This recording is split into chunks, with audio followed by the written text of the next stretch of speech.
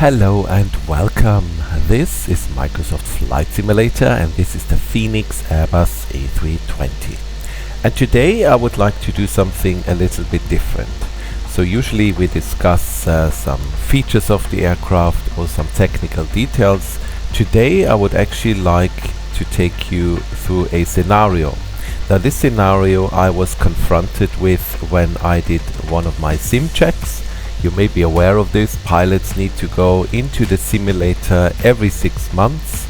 We spent there 2 days, 4 hours each day, and on both days we are confronted continuously with emergencies, abnormals, etc., etc. And the purpose is that we prove to our company and the authorities that we're capable of dealing with these things, and of course also for us to practice and to maybe learn a few new things. So this is one of the scenarios I was confronted with, and I think it's a really interesting one, and I can see why they included it. It is a very demanding scenario, so whilst I'm flying it there won't be that much time to explain. So I thought the way we'll do it is I will talk you through it first. We will actually take off. I will show you a few things that we need to consider, and then we will fly the entire emergency and you will see how it all plays out. Okay, so we are in an airport called Palma de Mallorca, which is on a small island in the Mediterranean in Spain. The reason why I chose this airport, well, there's two reasons. First of all, this is where I'm based. I know the airport really well. And secondly, the scenario we are going to go through is actually fairly likely to happen here. I mean, the scenario itself is not so likely, but if you would ask me where could this happen, this would definitely be an airport where I would say, yeah, that's possible. So we're gonna be talking about Birdstrikes. I've been based here now for 6 years, and in those 6 years I've had at least 10 Birdstrikes. As you can see, the runways lead out over the water, and that usually means seagulls and other birds, usually in large flocks, flying around. Now, I've been very lucky. All my Birdstrikes have never affected any of the engines. It was usually the fuselage or the wing, but of course in the simulator we always go for the worst case scenario. And so in this scenario we're gonna have multiple Birdstrikes and they will be affecting both engines. Okay, please allow me to take you through the emergency and then I will explain to you why it is so tricky. So we will be taking off on runway 24 right. We are supposed to fly to an airport in Switzerland, Zurich, and we'll be following the Meros 3 Alpha departure. That's the plan. The aircraft is fairly heavy. We are close to max landing weight, and in the aircraft status it says that the APU is not working. Not a big deal at the moment. Later on this will become a big deal. Right, so we take off, and at around 500 feet we will encounter a flock of birds. They will hit the aircraft in multiple locations and they will have two effects on the engine. Engine number 1 is going to fail. Engine number 2 is going to go up in flames and be on fire. These things will happen at the exact same time. So what does that mean in the cockpit?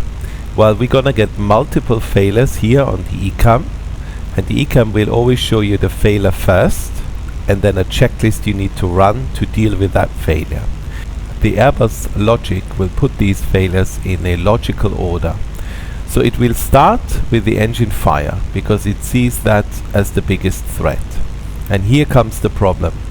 If you see engine 2 fire and you run through the checklist will ask you to shut down the engine and fire the fire extinguisher.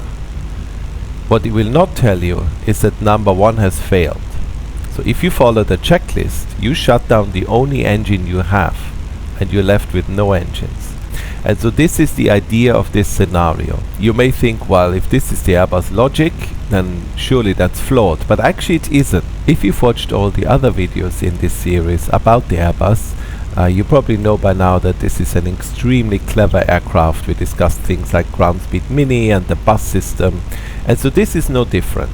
Yes, the checklist will show you engine 2 fire and show you to shut it down, but Airbus has a system in place to avoid you shutting down and running engine whilst the other one is failed.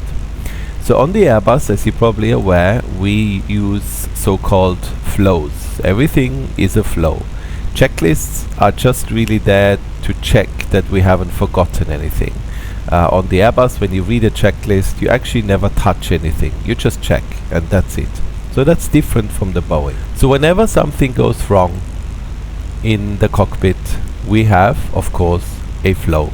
This flow is called ECAM entry. And this flow covers all the bases to make sure you get a full picture of what is going on, what to do, and to give you a good situational awareness.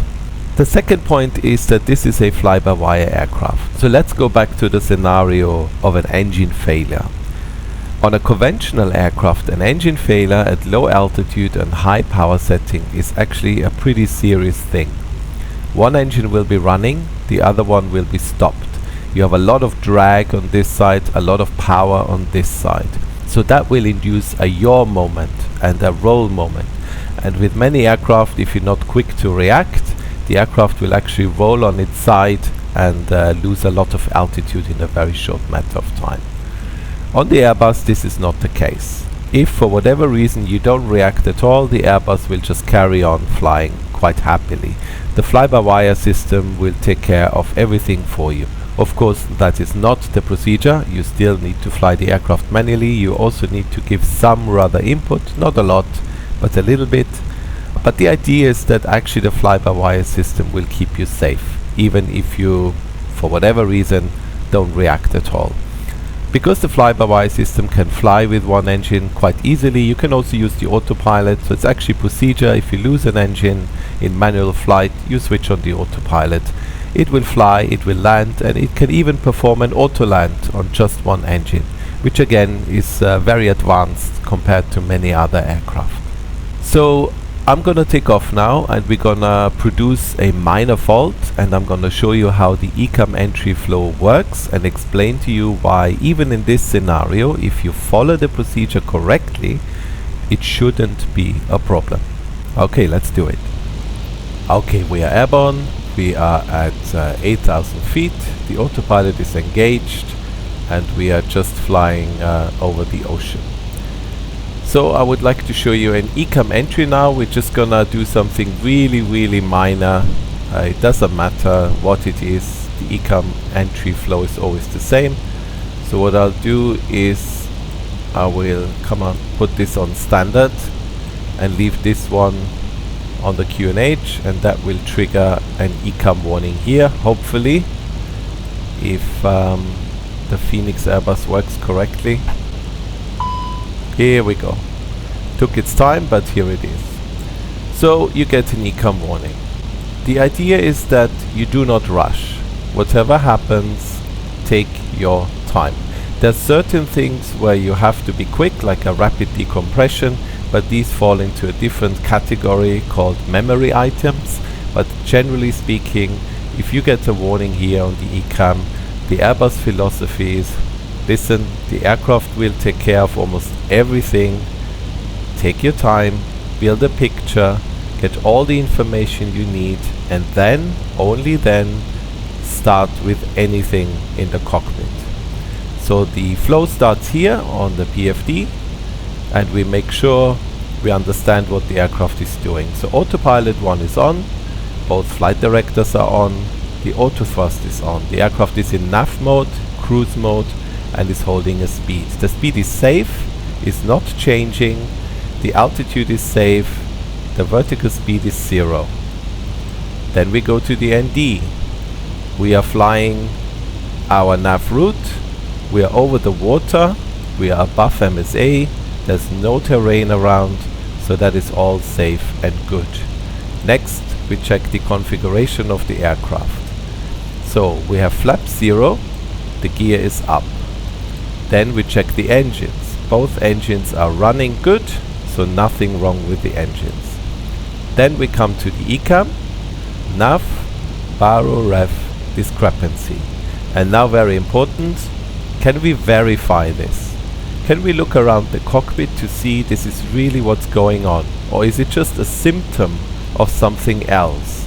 Well, in this case it's very easy, because the aircraft is telling us that one of our barrows is on standard whilst the other one isn't. So barrow rev cross check. We do that. Standard QNH. So all we have to do, if I find the click spot, come on, is do this and we are done. And that's the idea. So even if it's something a bit more dramatic, you get the full picture, you look at everything, you slow yourself down, and that will help you to get better situational awareness. And I think it's a good system because usually when an ECAM warning comes on, you are a bit startled, it's unexpected, and really we don't want to have any situation where you start doing things that you shouldn't be doing. So by having this ECAM entry, which we practice over and over and over again, you fall into a routine, you get a good picture, it calms yourself down, it slows everything down in the cockpit, and then you have all the information you need to do a proper assessment of what's going on. So I think it's a very good way of dealing with this. And like I said, the Airbus is very clever, very advanced. In 99% of the cases, the fly-by-wire and autopilot will quite happily fly along without any of your help. Okay, and here we are back on the ground in Palma de Mallorca. We'll be taking off now and see what happens. I've had an update to the Phoenix Airbus, and since then, I don't know, it's playing up a bit, so I really hope this is gonna work. For those of you who have watched my video on how to program the MCDU like a real-world pilot, you're probably aware that we have put in the return landing with performance in the secondary. This is what we do before every single takeoff to exactly allow for these situations. And you can see here, just like in the video, I've put in the runway track, I've put in an MSA circle, so that tells me that if we lose an engine, we keep flying straight ahead because it's the safest path, because I mean there's just water ahead of us, but we need to stay within the MSA circle of 25 miles. So that is going to be our procedure for a one engine failure. We brief this before every departure, and yeah, everything seems to be ready. I would say parking brake off, we are cleared for takeoff, let's go.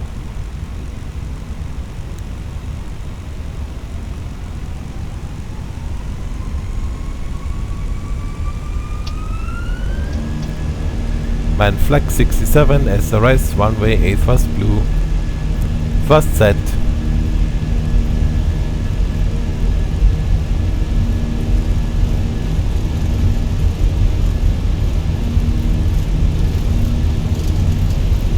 $100 knots.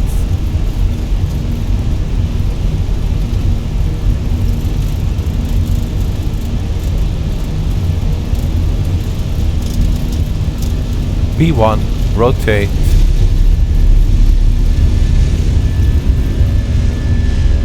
Positive climb, gear up. Nav.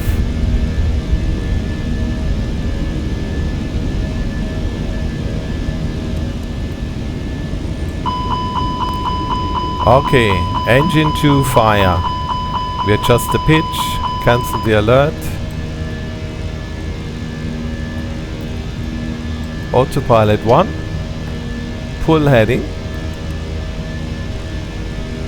We climb to 3000 feet, which is our MSA.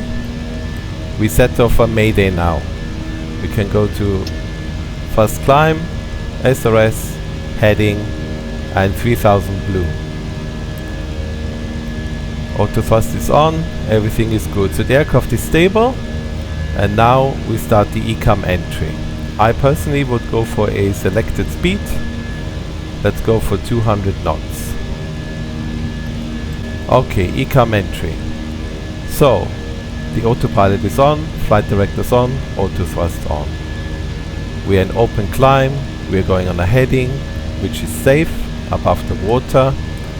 And we are climbing to 3000 feet, which is above the MSA. We're flying straight ahead, we're still within the 25-mile radius, so all is safe, all good. The gear is up, we are in flaps 1 configuration. engine 2 fire. Now I've just noticed that engine 1 is still running. I have no idea why. I clearly triggered that engine 1 should be failing, so forgive me. We'll just do this. Okay. So this is what we really want. Now the Phoenix Airbus is actually very nice to you because yes, I know. Because in the real aircraft this checklist is longer and you would not see this here. Engine 1 shutdown does not appear on the ECAM in the real aircraft, which is the tricky bit, because all you see is engine 2 fire with the checklist and nothing else. So to verify the failure,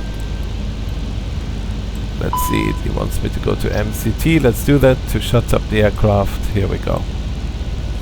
So to verify the failure, we have an engine warning here, we have an engine warning here, so that's verified. Engine 2 is on fire. But we can also see that something is going on the left. Pack 1, generator 1, engine 1 pump. Something is not right. And if we look here, we can make out that engine number 1 has failed. And that means we have only one engine running right now, and that is engine number 2, which is on fire. So we immediately turn back to the airport, because we only have one engine running, which is on fire, and we need to hope that it is basically, yeah, lasting long enough to get us back onto the ground. So we go on a heading of 060 and make our way back to the airport. We're 3,000 feet, which is MSA, so we are safe. And now your colleague who doesn't fly, you simply say activate secondary. So we go to secondary, activate secondary, and as you can see, we have the landing for 2 for left already in there, all pre-programmed on the ground. So the MCDU is done. If you wanted to, in order not to forget, you can already activate the approach phase. And with that, the aircraft is already set up for the landing. So we're now going to turn downwind. And at this point, obviously we'll be talking to ATC. We would explain to them that we have an emergency. We will returning to the airport. We are on fire, so we need the fire services. You would quickly talk to the cabin crew. Maybe if you have the time, do an announcement. And then you need to prepare the landing. So we would definitely be landing with auto brake medium, and maybe if you have the time, do a very quick briefing. Now I'm doing this very slowly here. Now we've flown out very far. This is because I want to have a bit more time to explain this to you. In the real sim scenario, we would be already down here past the runway, probably about to turn inbound for the landing, because it's a very time critical scenario. But I want to do this very nice and slow so you understand what is going on. So now we are flying the aircraft, everything seems under control. We know we have to ignore this, but we still want to go through the ECAM. And this is because we don't know what's below here. There could be other failures. Maybe one of the birds has hit a hydraulic line and we have a hydraulic problem and we're not even aware of it. And that could significantly impact the way we land the aircraft. So, despite not doing the checklist, I would say clear engine 2 fire. Engine 1, so the aircraft wants us to try to restart the engine. We've hit some birds, it's definitely damaged, we cannot do that, so clear engine 1. And we can see now there are no further failures. So we can be sure that it's only the 2 engines that have been affected. The Airbus will now show you what to do and what the secondary failures are. So first it tells you land ASAP. Well, this is quite obvious, but you know, the Airbus tells you. And then down here it will show you all the secondary failures that we have. So you can see here on the bleed page, because the engine number 1 has stopped working, it's all done by engine number 2, but everything is working normal. We clear that, then it opens the electric page. Again, generator 1 is offline because the engine has stopped. Generator 2 is running and the whole system is nicely powered up. We clear that and then we arrive at the status page. In my company, we would now be starting the APU because it gives you an additional power source. but the APU is not working. So there really isn't much we can do here. So let's look at the status. We obviously need to be careful with wing anti-ice because we only have one pack available. We are Cat 3 single only, so we can do an auto land but only in single mode. And INOP systems is the Cat 3 dual, engine 1 bleed, pack 1, main galley and generator 1. Makes sense, nothing here seems unusual, so we remove the status, and with that the whole procedure is done. We are sort of getting back to the airport. At this point I would be asking for the approach checklist. So we read that, RF, QNH 1013, seatbelts on, minimum is 240 feet, auto brake medium, and engine mode select no. And with that we are fully ready for the approach. I'm gonna jump forward now and come back to you when we are further down the line. Okay, we are almost there. I've decided to descend to 1,800 feet. This is well below MSA, but I'm visual with the terrain and I want to get down as soon as possible. In terms of engine management, this is really where you as a pilot need to think. On the one hand, we want to get down as fast as possible. On the other hand, you really don't want to overstress this poor engine which is burning. So you need to be very careful, make sure the power settings don't go too high, but at the same time don't be too slow. So it's a balancing act, and the decisions of how to do this are really down to you. Let's do this. The same with the approach. On the one hand, we want to get down as fast as possible. On the other hand,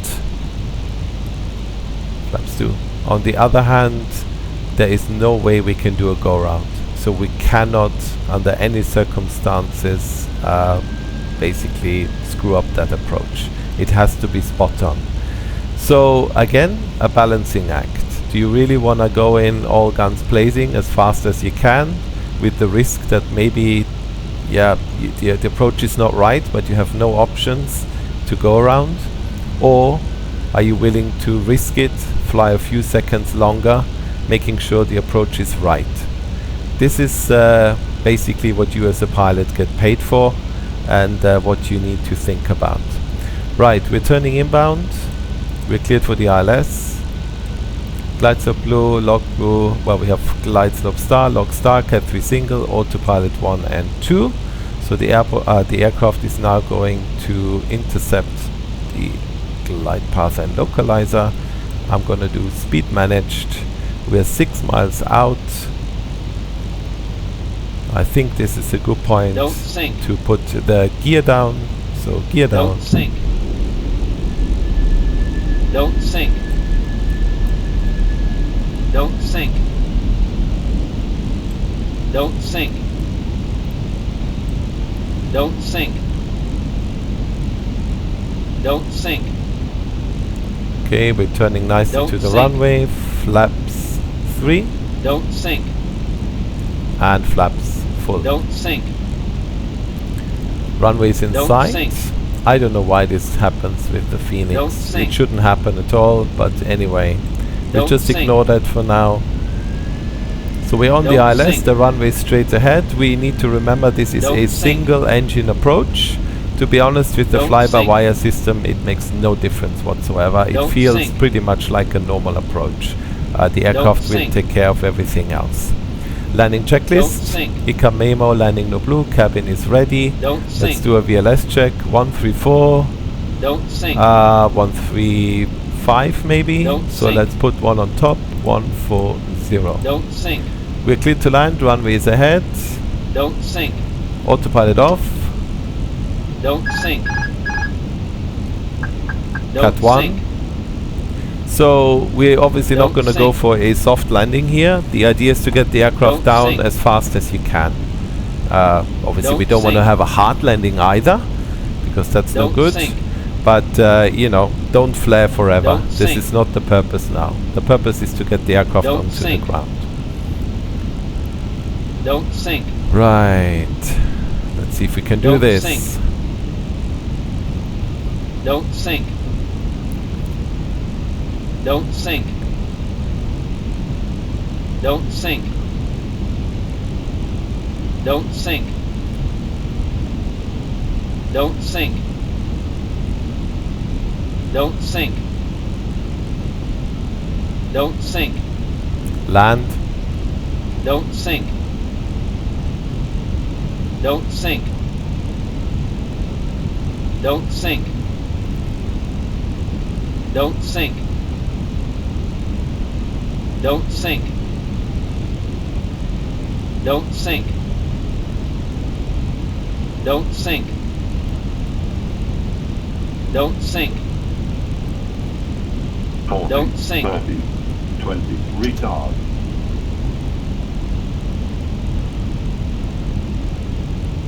Okay, we're on the ground. Spoilers. Reverse green. Decel. We stop the runway. Excuse me. We stop on the runway. So 70 knots. Reversers come off.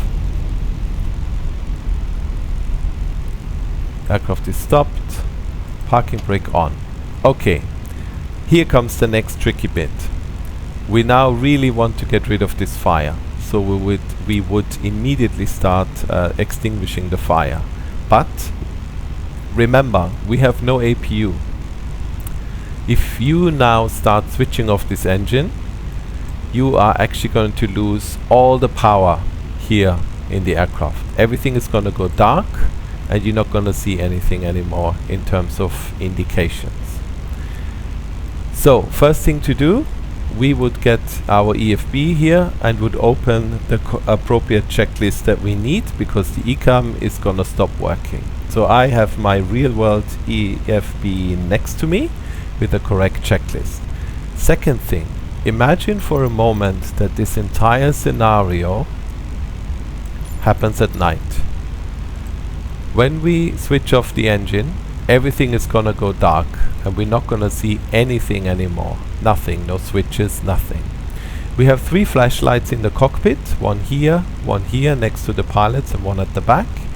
So in this case, both pilots should really get their flashlights out, switch them on, and once these things are done, you have the EFB ready, the flashlights on, then you can start dealing with the engine fire. So I'm gonna go back to daytime, because that's what we did. And I'll read through my checklist here next to me on the EFB. So parking brake is set, ATC is notified, the cabin crew is notified. All engine masters off. All fire push buttons push.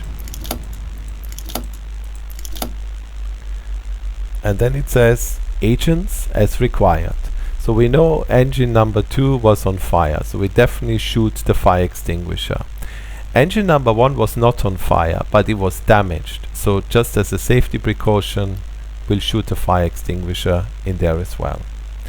And then the checklist is finished, and what happens next is we need to speak to ATC and the fire services to see what the status is of the aircraft.